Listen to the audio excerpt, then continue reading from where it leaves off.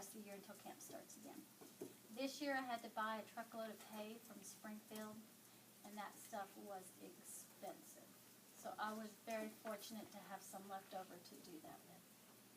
And I have older horses, and sometimes they need some special things. They need special care, special feed. So it takes a little bit more to take care of them. In the future, it's like, say we design one and we chose it, could there be like a Bible verse on it? Are you against that? No, that would be great. I'm open to any and all ideas. No. I wouldn't do it if I didn't love it, because I don't get paid anything for the camp that I do. And this time of year is fun because I'm planning, but it gets closer to time and it gets to be a lot of work. And by the time that week gets here, I'm thinking, why am I doing this? Because it's a lot of work and it's on top of my other full-time job. But at the end of that week, when I have seen all the smiles that week long on all those kids' faces, it touches my heart deeply. And if y'all get the chance to see it, it will touch yours too. It speaks for itself. Who trains the horses? Like, how are they trained and who trains them?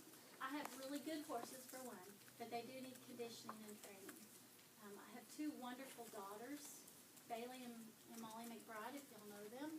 And believe it or not, just them messing with the horses and riding them every week does worlds of good for them. But I also have a horse, I guess you would call them horse specialists that come and do my horse leading for me during that week-long camp. And I have them come at least a month ahead of time to start riding those horses, training them, conditioning them a little bit more. For the horses, you've got to be able, the horses have to stand for long periods of time. They have to be patient. Not all horses do that. They get to paw on, and so you have to teach them to stand, to start and stop a lot, to go faster sometimes, go slower sometimes. Because based on what that kid needs, I choose the horse for them. So I need horses that do different things too. Some horses walk differently than others. And when you put a person on a horse, they mimic human movement. So it depends on what I want out of that kid, what horse I choose for. So we just do different things. Good question. Do you plan on expanding the camp over a couple of years? Yes, I would love to. It takes time and hard work, and it's grown. The one camp that you're in now, or would you like more camps to expand that? April, May, I will send out a letter to them stating what's going on right now and camp's coming up. And they're usually really good to give again. We've had some good response. That don't raise all of it, but it certainly helps out a lot. Who's donated in the past? Who? Who has donated in the past? That's just small list. Yeah. We've had, I'll come closer. The ones, last year, the ones that did 75 or more made it to the back of the camp itself. I like school-age kids on up through senior high if necessary. I usually have more younger ones, but school-age is what right now is my requirement for the camp. What kind of relationships do the kids and the workers develop? Very strong ones, especially with the ones that assign a particular child. That child gets really close to that volunteer that week.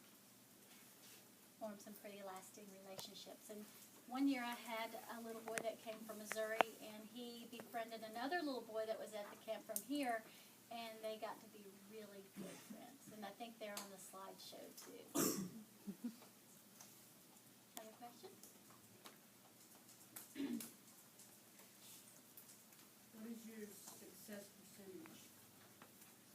Make your question more specific. Like, what is the number of kids that you see that, I mean, I know that all of them, I don't know how to put this, successfully improve? Everyone that comes to my camp have their own specific needs, okay? They all come with different, they're all at a different place in life, okay? And they all have specific needs. It benefits everyone there 100%, okay? If that, we don't really have a goal other than it's gonna improve them in some way, okay? And whatever they get out of it is what they get out of it. But everyone, even the workers and volunteers, they get something out of this that's lasting. And I thought about maybe, I know y'all will be doing some stuff. I talked to Lindsay and me and her will brainstorm a little bit more about this, but might even make this kind of competitive, and if I use something they create, they might have the opportunity to volunteer first. We'll discuss that a little more, I right? like that. Mm-hmm. Okay.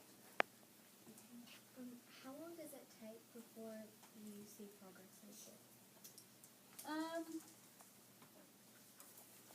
The smallest of things can be a big stepping stone for kids, okay? Even the smallest of things. I had a child who I seen one time, and he couldn't do much, okay? This child was blind, couldn't talk, couldn't move his body himself, and he held his head up for 59 seconds, and that to his mother was a miracle. Crying. That'll make me cry. So that may not seem like much to y'all, but to him that was a wonderful thing. So it's hard to say that because it's variable. Okay. Has Life Strides always been nonprofit, and could it ever change? Since 2007 is when Life Strides was formed, and it will remain a nonprofit organization for as long as it's around. Okay, that's what it was developed for. Do you Have left at the end colors on the shirts, just because the cost goes up, so we don't want a great deal of cost.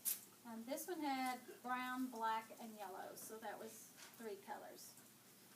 The one I had last year, it was 1, 2, 3. It actually had 4 colors on it, but I think we should keep it a limit of 3 ink colors. And there was something else I was going to say about the shirts. I don't remember.